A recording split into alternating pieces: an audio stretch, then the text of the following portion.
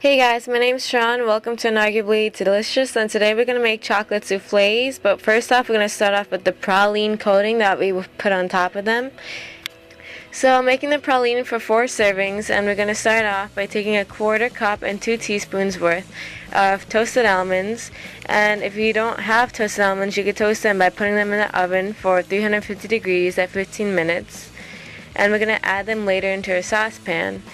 And right now we have a saucepan over medium heat, which has 2 tablespoons and a 1/4 teaspoon brown sugar, a tablespoon and 3/4 teaspoons milk, and a 1/4 teaspoon vanilla extract. You can always pause the video if you need something to be repeated, or just if you need to see something for a longer time. So we also can add a 1/4 cup and 2 teaspoons of white sugar into the saucepan. Yeah, praline's pretty unhealthy, but it's so delicious and great to have with your chocolate souffle. Then you can add a tablespoon and half a teaspoon of butter in your saucepan over medium heat.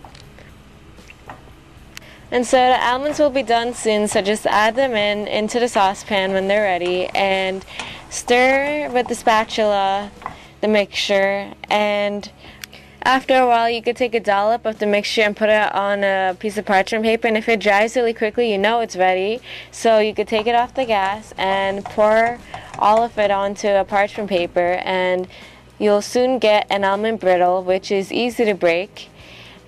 And you could eat pieces of the brittle now and then use as much as you want for praline.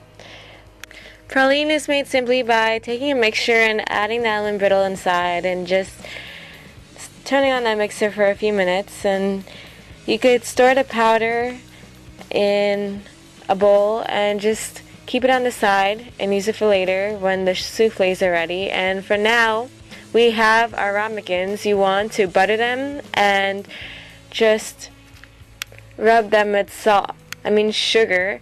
And you could, to save sugar, you could just use the leftover sugar from one ramekin and pour it into the next ramekin, and then put them in the freezer.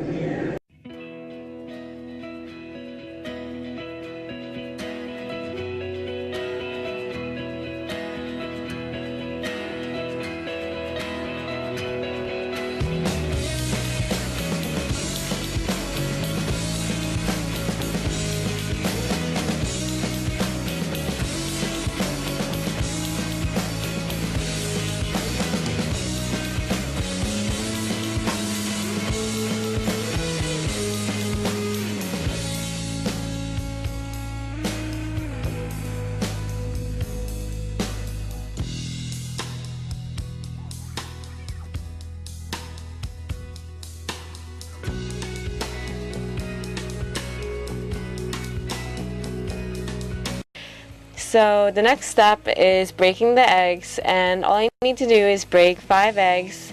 You will use 3 egg yolks and 5 egg whites. Just make sure to split them carefully. You don't want any egg yolks in your egg whites.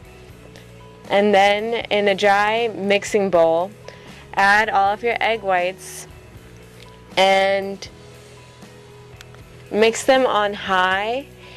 Add a teaspoon of lemon juice and a 1/4 cup of sugar, and while that's mixing, you can make sure that the chocolate in that bowl is cool.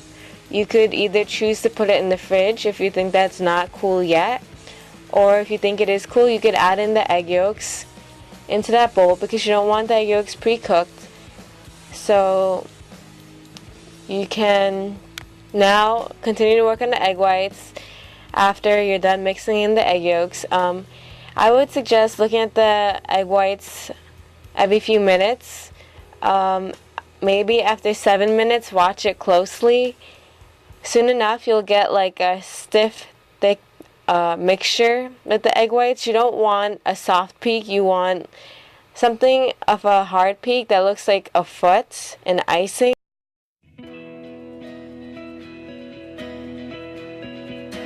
Chocolate mixture, and then you could fold in the rest of the egg white mixture into the bowl, so that way it gains that light brown color, and then pour it into the ramekins.